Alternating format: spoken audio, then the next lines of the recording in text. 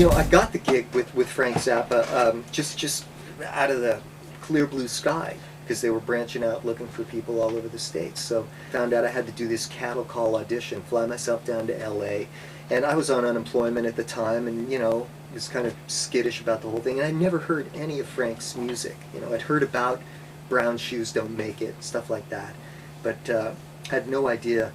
And I thought, well, you know, I can play all the McLaughlin, Billy Cobham stuff, so I'll smoke it, you know. And I bought 2 of his records, Live at the Roxy and Elsewhere, and Apostrophe, 3 days before the audition, and didn't sleep for 3 days because the records just scared me to death. I'd never heard, I mean, the sheer volume of memorization was frightening. Then there was the, you know, the level of players was, I thought, well, what could I do compared to what Ralph Humphreys and Chester Thompson are doing, exchanging these furious drum solos.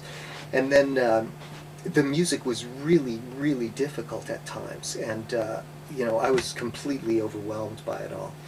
And so I was weak and nervous, and, you know, finally fell asleep on the plane as I flew to LA, and I had to take a bus to Hollywood and then a taxi to his big rehearsal studio. And I walked in, and I was a little green jazz drummer from San Francisco. I'd never seen like anything like in that studio. It was, you know, big huge stage, the most difficult music I'd ever seen spread out all over the stage. There was sound and lighting equipment and anvil cases. I'd never seen an anvil case, you know. And, there were 2 huge octoplus drum sets, and one drummer would audition while the other drummer set up the other kit while the other guy auditioned. So they were kind of, just to save time, going back and forth, and they were dropping like flies, you know. And Zappa was there with George Duke and Tom Fowler, and he was just, nope, next, sorry, forget it, you know. And I thought, you know, there's no way I'm going to get this gig. And I thought, well, okay, I owe it to myself to try.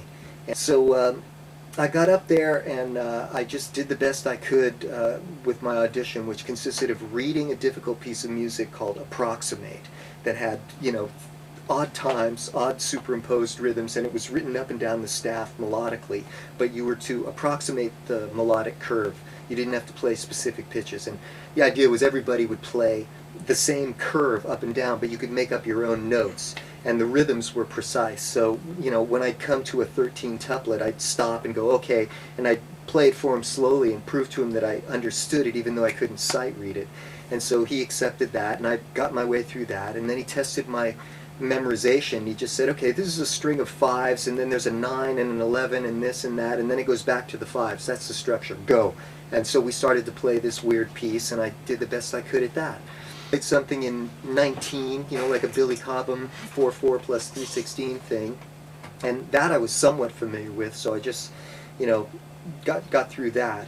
And then he wanted to hear me play a blues shuffle to check my feel out. And at the end of my audition, he said, I like the way you play, and I want to hear you again after I check out the rest of these guys. And he turns to his road manager, who turns to the other drummers. They start shaking their heads, and the road manager turns back to Frank and says, that's it, Frank, nobody else wants to audition after Terry. And so Zappa turns to me and goes, looks like you got the gig. Wow, that's awesome. And so when someone played with Miles Davis, they were immediately known all over the world. If somebody played with Frank, you were immediately known all over the world. You were, you know, you became famous, and you had, you know, credibility that you'd get only from playing with Frank, because people knew that you had to be able to read and play all this complicated stuff as well as do rock and roll or jazz or a variety of styles. So a lot of those gigs don't exist anymore, and I was very lucky to have, you know, worked with him.